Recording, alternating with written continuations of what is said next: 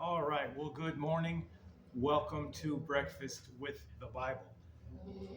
We are still in Psalm 78. We're going to be doing verses 17 to 31 today. Again, going back, this is a teaching psalm. This is a psalm that Asaph is bringing up to the people to teach them about things that they should be remembering in order to teach the next generations and so on. So 17 to 31, it says, "And they sinned yet more against him by provoking the Most High in the wilderness. And they tempted God in their heart by asking meat for their lust. Yea, they spake against God. They said, Can God furnish a table in the wilderness? Behold, he smote the rock that the waters gushed out, and the streams overflowed. Can he give bread also? Can he provide flesh for his people? Therefore the Lord heard this and was wroth. So a fire was kindled against Jacob, and anger also came up against Israel, because they believed not in God and trusted not in his salvation. Though he had commanded the clouds from above and opened the doors of heaven, and had rained down manna upon them to eat, and had given them of the corn of heaven, and did eat angels' food, he sent them meat to the full. He caused an east wind to blow in the heaven, and by his power he brought in the south wind. He rained flesh also upon them as dust, and feathered fowls like as the sand of the sea. And he let it fall in the midst of their camp round about their habitations. So they did eat and were well filled, for he gave them their own desire. They were not estranged from their lust, but while their meat was yet in their mouths, the wrath of God came upon them, and slew the fattest of them, and smote down the chosen men of Israel." So, if we recall from our previous session, we are given a list of all the things the people should remember, all the ways God's power worked for his people. This is the story for the next generation so they can understand what to avoid. He continues with verse 17 by saying, after all God did for them, they still sinned against him. After everything I've told you, after everything God did, after everything God provided miraculously by his power, they still sinned. Consider this. We look at the story of the Israelites in the wilderness and somewhat become disappointed in them after all God did to supply their need, delivering from Egypt and protecting them. We are amazed that they can be so ungrateful and go on sinning after all that. But then we remember that Christ died to save us for eternity, and we make barely a second thought to being disobedient in our ways. So we're disappointed in Israel, and we kind of talk poorly about the decisions they made. Oh my goodness, they're wandering for 40 years and within 11 miles because they complained about everything. Yet we're no different. We look at characters in Scripture and we highlight all the things that they may or may not have done wrong, and forget that we're no different, that we're the same. Just something to think about. Convicting me, hopefully convicting you as well. Looking at verse 18, and they tempted God in their heart by asking meat for their lust. They were not satisfied. We are tired of bread. Give us something else. Give us something better. Man, sounds a lot like the people of today. God miraculously provides a way, and it isn't good enough. God does all these things, and yet I want more. I want it better. I'm not happy with the way he's doing things. That's the root of all of us.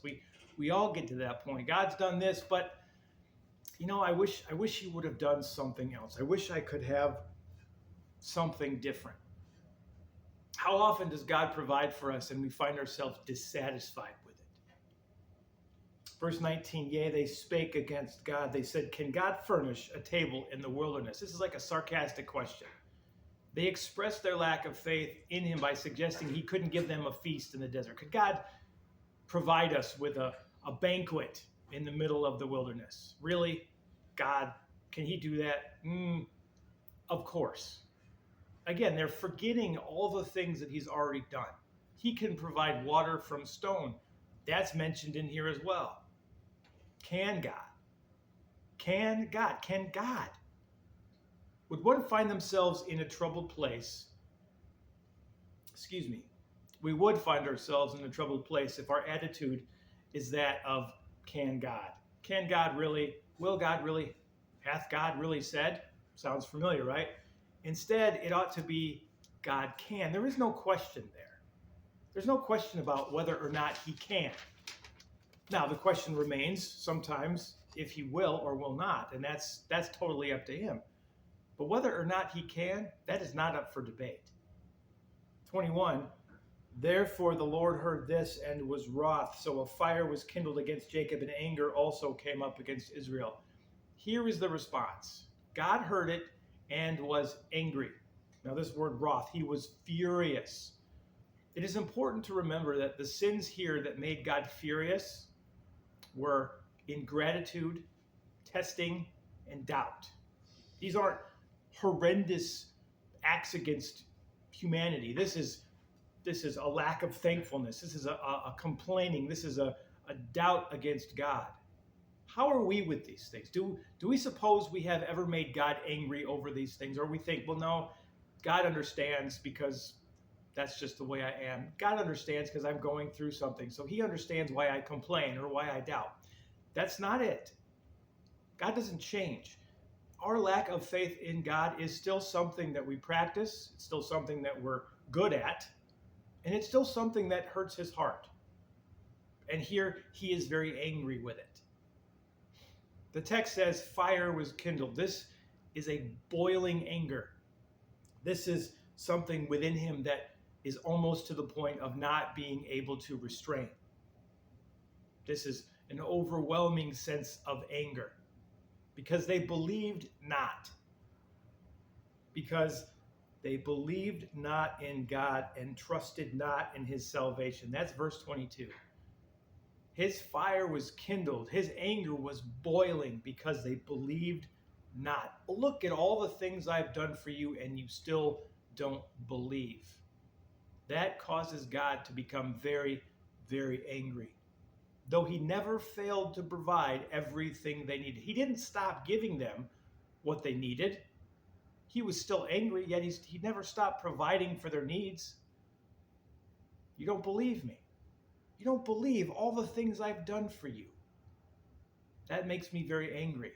But here's all of your food. Here's all of your supply. Here's everything you need to survive. That's God.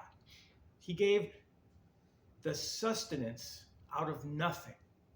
It literally rained food from the sky. Bread just showed up. Birds just fell. So much that they would end up having more than they needed. An overabundance of food that they didn't have to work for.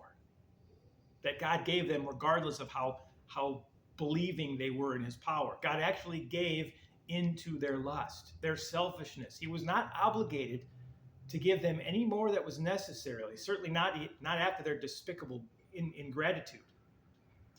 But then, while they were still eating, while it was still in their mouth, but then while they were still eating,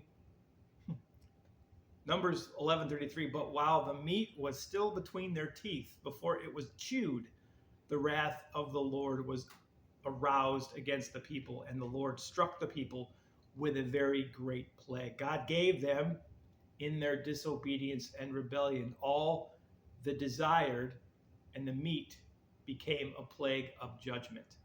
Yikes, right? Makes me think twice about any bit of ingratitude I may have towards God. He's going to give you everything you ask for and then watch you drown in it, so to speak. Excuse me, I kind of jumped there. They were not estranged from their lust, but while their meat was yet in their mouths. That was verse 30. So we kind of jumped. We went from 22 to 23. So 23, though he had commanded the clouds from above and opened the doors of heaven, rained down manna upon them to eat, and gave them of the corn of heaven. They ate angels' food, meat to the full. He caused the east wind to blow in the heaven, and his power he brought in the south wind. He rained flesh upon them so as the dust, and feathered fowls like as the sand of the sea. He let it fall in the midst of their camp round about their habitations. So they did eat and were well filled, for he gave them their own desires. That's the description of everything he did. They believed not, trusted not in his salvation, and God gave them everything. And while it was still in their mouth, while they were still yet chewing, be careful when you get everything you ask for. Just putting it out there. Be careful when you are selfish and prideful and you seem to be getting everything you're asking for. Because sovereignly, God is allowing it to happen. He's allowing you to get whatever you want. But be careful, because you will be humbled. That's a scriptural promise. And we get an example here. The wrath of God came upon them and slew the fattest, or slew the stoutest of them, and smote down the choice men of Israel. Even the prominent ones, even the ones, I'm not really sure how you want to take that. The stoutest, the ones that were like, yeah, we're in charge, we're whatever it is. God is not, he's not going to pick and choose. You could be more important horizontally than somebody else, but God doesn't show favoritism. These people it didn't matter who you were. Their rebellion, their distrust, their unbelief in God was so much that he was angry enough to let them have everything they needed and then punish them for it. It's amazing. It's a psalm to teach us how to avoid the same scenarios. And yet, look at us. We're still prideful. We're still doubtful. We're still selfish. We're still full of unbelief. We're still rebellious. We still want our own way. We still want our own things. We still want what we want and expect God to bend over backwards to give it to us. The Bible says that let us be content with food, clothing, and shelter. And that should be enough. That's all he's promised us to sustain it. He's told us that our physical need, those three things, he'll give that to us. And that's all we need. Everything else is benefit. So he's not obligated to give you the lusts of your flesh or the desires you have. He's not obligated to any of that. And the moment we start complaining about, I wish I had a better car, wish my clothes were nicer, wish all these different things, okay, there's some truth to maybe needing a better car because maybe you got to get to work and yours doesn't. Yours is broken. Who knows, but the one you have works. Be content. Be content with what you have. These people were not. You're starving in the desert and God gives you bread that you didn't have to make. Be grateful. But then you complain and he gives you meat. He drops birds from the sky so you can eat them. And it wasn't good enough. That being said, we're going to jump into 32 to 37 next time, and very soon finish this psalm and move on to our next. So as always, like, subscribe, don't like, comment, tell me you hate it, whatever. But do those things you do, and we will catch you next time. Thank you, and God bless.